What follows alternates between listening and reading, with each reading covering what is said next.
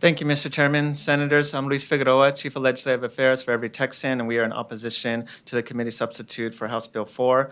We still believe this is a square peg in a round table. Enforcement still does not work, and we've tried many times of enforcement. We don't think it's going to be effective as a deterrent. But more specifically, the legal issues, we do believe the bill is still preempted because the arrest is still based on alienage. The affirmative defenses are still immigration determinations by the judge.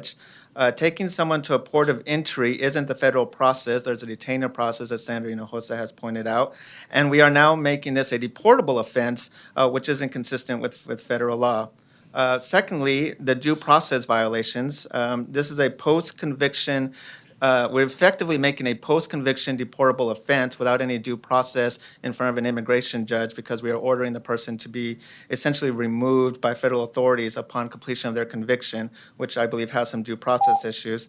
But I'd also like to point out a few of the House amendments that were taken out that I think should be back in consideration. The safe places as hospital, churches, and schools. I'm from El Paso. I urge you to look at the case of Moria versus Mosegades, which was where enforcement was happening at Bowie High School, which is right on the border, as you know, Senator Blanco. And Border Patrol were often entering the school premises and enforcing immigration enforcement against U.S. citizens and students and making it very dangerous for the students on the campus. There is history of enforcement against U.S. citizens. There's enforcement in schools, and I believe this will encourage that. And lastly, I encourage you to take a look at Representative Moody's amendments related to making the affirmative defenses exceptions instead of affirmative defenses, which would address the issue on the front end instead of the back end and not making this whole trial process for someone who has lawful presence.